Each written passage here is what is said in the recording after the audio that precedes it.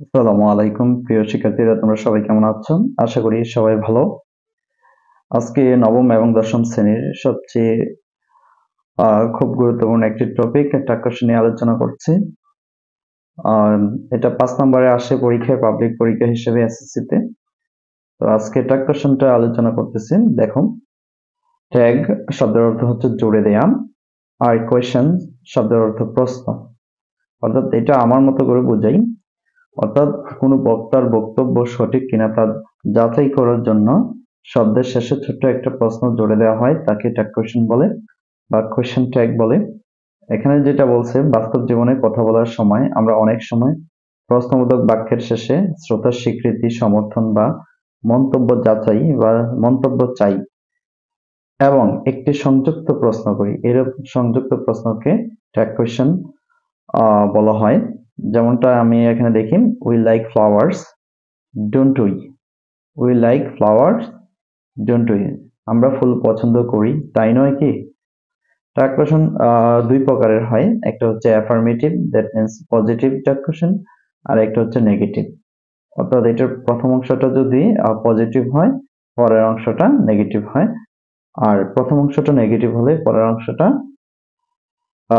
Positive হয়। অর্থাৎ affirmative negative, negative affirmative.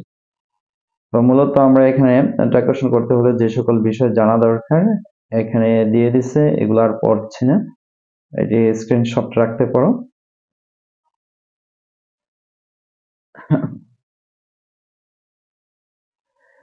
তো যাই হোক, আমরা ট্যাগ কোয়েশ্চেন কিভাবে থাকে, এর সিস্টেমটা কেমন সেই বিষয়ে আলোচনা করতেছি। এখানে দেওয়া আছে সাদমান ইজ আ স্টুডেন্ট, তারপরে একটা কমা, তারপর ট্যাগ কোয়েশ্চেন ইজন্ট হি।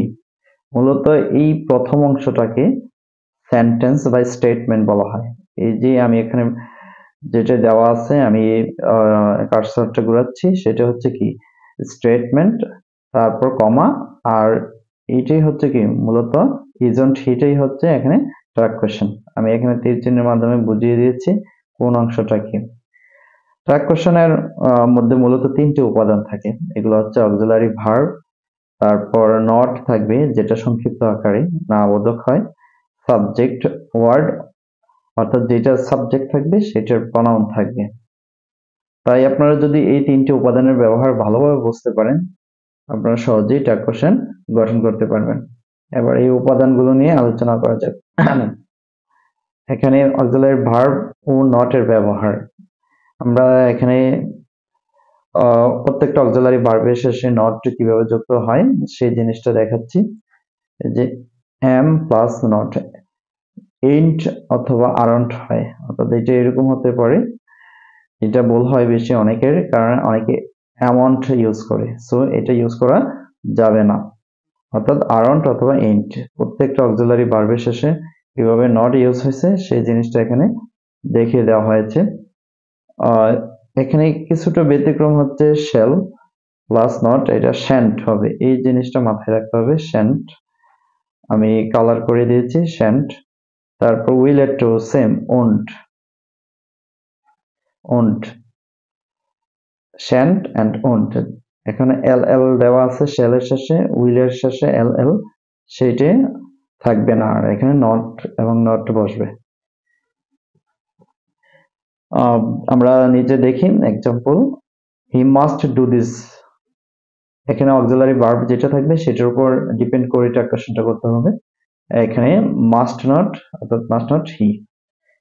তো এখানে মেইন কথাগুলো আমি এর আগেই বলেছি, যদি অ্যাফার্মেটিভ হয় নেগেটিভ হবে, আর নেগেটিভ হলে অ্যাফার্মেটিভ হবে। এগুলো এত ডিটেলস পড়া দরকার নেই। যদি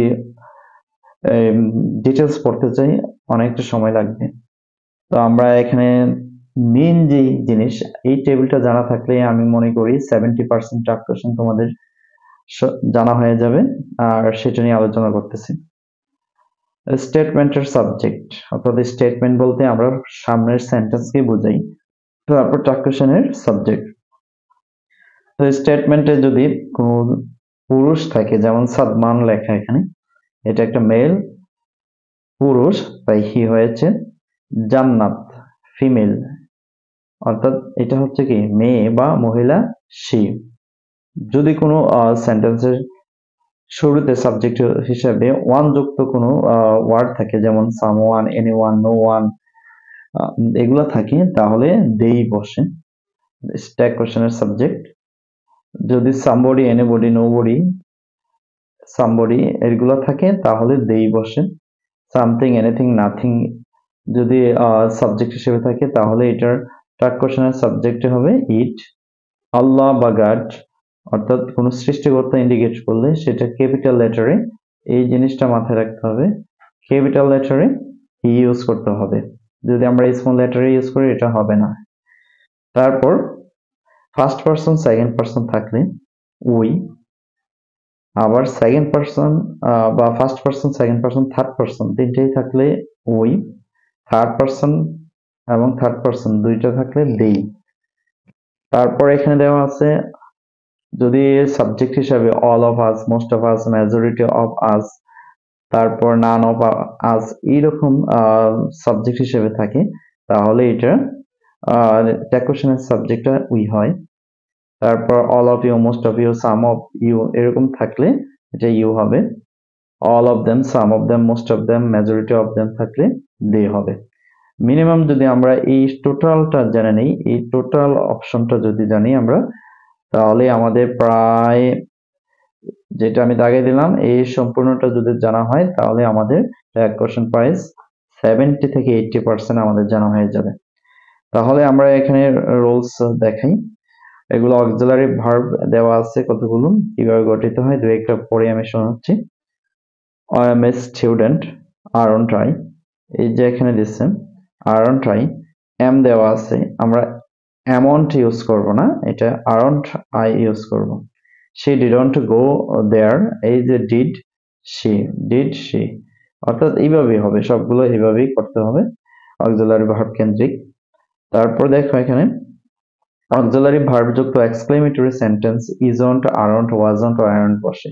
যেমন কিছু এক্সক্লেমেটরি সেন্টেন্স আছে যেগুলোর সাবজেক্ট শেষের দিকে থাকে, যে এখানে how beautiful the picture is, যে how beautiful the picture is এই অপশনটাই তোমাকে মাথায় রাখতে হবে। এই অংশটা হচ্ছে কি সাবজেক্ট, দ্য পিকচার হচ্ছে সাবজেক্ট, আর এখানে ইজ আছে অক্সিলারি ভার্ব, তাহলে এই পিকচার হচ্ছে কি একটা বস্তু, এটা হচ্ছে isn't it। এখানে আরেকটা জিনিস তোমাদেরকে বলি নাই, যদি কোনো একটি বস্তু বোঝায় সেটা হলে ইট বসে, বা ইতর জাতীয় প্রাণী বোঝায় তাহলে ইট বসে।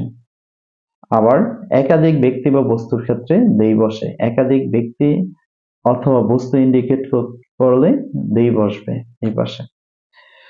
তারপর সেম এই জিনিসগুলো এখানে দেওয়া আছে, এটা দ্য পিকচার কোনো ব্যক্তি নয় তাই ইট, দ্য বার্ড এটা কোনো ব্যক্তি নয় তাই ইট, আর এখানে থার্ড পারসন সিঙ্গুলার ভার্বের শেষে এস বা ইএস থাকার কারণে এখানে ডাজ হয়েছে।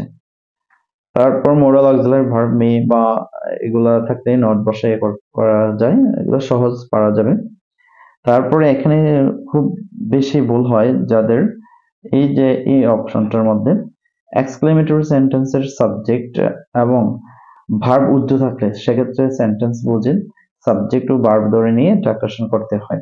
তো মূলত এখানে যে জিনিসটা দিয়েছে what an idea, what an idea, এই isn't it, এখানে ইট ইজ উজ্জ্ব, এই যে ইট ইজ উজ্জ্ব থাকে সেটা তোমার মাথায় কনসেপ্টে রাখতে হবে, ধারণা রাখতে হবে। তাহলে হোয়াট অ্যান আইডিয়া, তাহলে ইট ইজ এই জায়গায় উজ্জ্ব আছে, তাহলে isn't it হবে। Same what a PT, isn't it, same এই জিনিসগুলো মাথায় রাখতে হবে। তারপর 5 নম্বরে যেটা দেখাচ্ছে হোয়াট হাউ দ্বারা এক্সক্লেমেটরি সেন্টেন্সের সাবজেক্ট এবং ভার্ব অনুযায়ী ট্রাক কোশ্চেন করতে হয়। যেমন এখানে এগুলা সহজ একদম বলতে গেলে, কারণ যাদের সাবজেক্ট ভার্ব চিনতে পারে তাহলে সহজে উত্তর করা যায়। isn't it, how beautiful the picture is, isn't it, এগুলো সহজ। 6 নম্বর স্টেটমেন্টে যদি নিড অথবা নিডস ভার্ব হিসেবে ব্যবহৃত হয় সেক্ষেত্রে কোশ্চেনটা কি হবে, ডোন্ট অথবা ডাজন্ট হয়। তবে নিড নট ইউজ করা যায়, নিডন্ট অথবা নিড নট ইউজ করা যায়। তো আই নিড আ নোটবুক, তাহলে এখানে নিড এটা ভার্ব, মেইন ভার্ব হিসেবে কাজ করেছে, এই যে এটা নিড মেইন ভার্ব হিসেবে কাজ করেছে, তাই এটা B1 ডোন্ট আই। 2 নম্বরটা she needs, যেহেতু এখানে she third person singular number, তাই এটার শেষে s বা yes অর্থাৎ s যোগ হয়েছে, তাই এটা আমরা লিখবো কি doesn't she, কারণ এখানে s আছে, এটা doesn't she। তারপর ইম্পারেটিভ সেন্টেন্সের ক্ষেত্রে যেগুলো আমরা দেখি, ইম্পারেটিভ সেন্টেন্সে অ্যাডভাইস অর্ডার বোঝায়, মানে সবগুলোর ক্ষেত্রেই উইল ইউ অথবা ওন্ট ইউ ব্যবহৃত হয়। অর্থাৎ এখানে আমরা উইল ইউটাই সবচেয়ে বেশি ব্যবহার করব, অন্য কোনো কিছু ব্যবহার করার প্রয়োজন নেই। Don't go there, do not go there, will you open the door, will you don't tell a lie. অর্থাৎ ওন্ট ইউ ব্যবহার না করা ভালো, অর্থাৎ এটা যে করতে হবে এমনটা না, এটা না করাটাই ভালো। ওন্ট ইউ ব্যবহার করার দরকার নেই, আমরা উইল ইউ সবসময় ব্যবহার করব। তারপর কোনো সেন্টেন্সের ইম্পারেটিভ সেন্টেন্সে যদি লেটস থাকে অথবা লেট আস থাকে, তাহলে এটা অবশ্যই চোখ বুঝে শ্যাল উই বসাতে হবে, অন্যদিকে তাকানোর দরকার নেই, শ্যাল উই বসাতে হবে। Let's have a discussion, shall we, এই যে এখানে দিয়েছে shall we. Let's go for a walk, shall we. Same এখানে লেটস আছে, বাট এখানে আছে let him, let her, let me, বা লেট কোনো ব্যক্তির নাম থাকলে সেই ক্ষেত্রে শুধু লেট এটার উপর ইন্ডিকেট করে ইম্পারেটিভ সেন্টেন্স ধরে উইল ইউ বসাতে হবে। যেমন let Arman take a decision, এই উইল ইউ। এখানে শ্যাল উই বসালে আবার হবে না, লেট দেখে কেউ শ্যাল ইউ বসানো প্রতি আগ্রহ দেখাবে না, কারণ এখানে লেটস বা লেটাস নেই। ধন্যবাদ সবাইকে ভিডিওটি দেখার জন্য।